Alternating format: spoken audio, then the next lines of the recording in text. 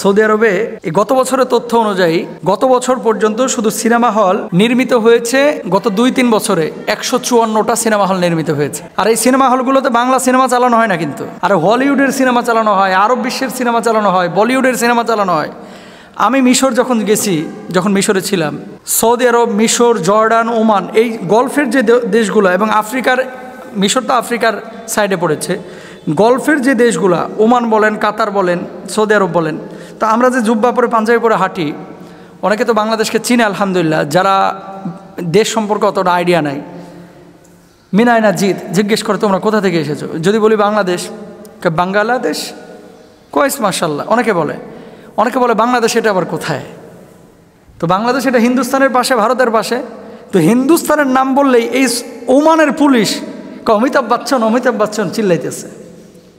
আস্তাগফিরুল্লাহ। আমার সাথে আরেকজন শায়েখ ছিল, তুই বাংলাদেশকে চিনিস না, তুই ওই দেশের নায়ককে চিনিস, তুই কেমন আরব? হ্যাঁ, তো যখন এই কথাটা আরবিতে বলা হয়েছে, সে আরও উৎসাহী হয়ে এবার আরবি গান না বলে সে ওই ভারতের হিন্দি গান শুরু করে দিছে।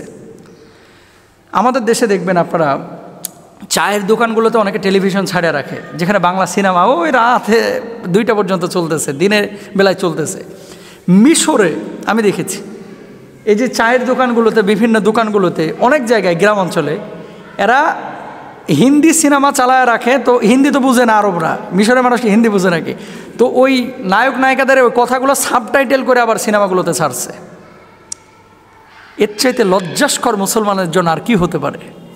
মুসা নবীর দেশ, আহা, ইব্রাহিম নবীর দেশ, ইরাক যান, এই যে ফিলিস্তিনে, গাজার কথা বলতেছি না, পশ্চিম তীরের অন্য অঞ্চল যে জায়গাগুলো রয়েছে, এখানেও অনেকে এই যে হিন্দি সিনেমা টিনেমা এগুলো পছন্দ করে।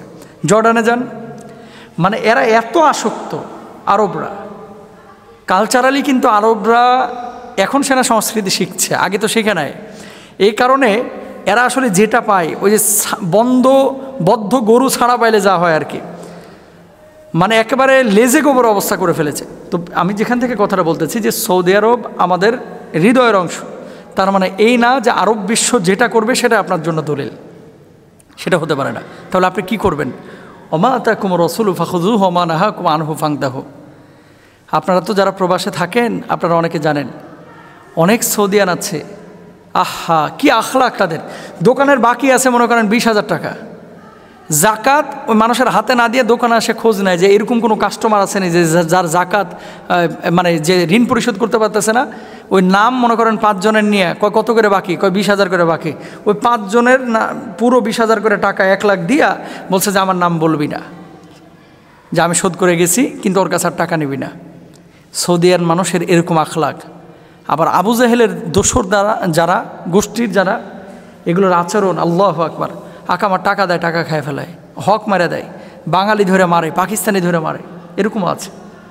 সুতরাং সৌদি আরব আমাদের দলিল না, মক্কা মদিনা আমাদের কলিজার অংশ, হৃদয়ের অংশ। আমাদের দলিল হচ্ছে কোরআন এবং সুন্নাহ, যা কোরআনে আছে, যা সুন্নাহের মধ্যে আছে। সৌদি আরবের সব মানুষ কিন্তু কোরআন হাদিস বুঝে, এটাও কিন্তু না ভাই।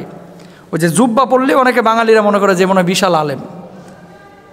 এমনও আছে জুব্বা পরে আবু বকর ওমর রাদিয়াল্লাহু তাআলা হুমকে গালমন্দ করতেছে আমার সামনে, গাড়ে হেরা রেখারে শিয়া আর কি।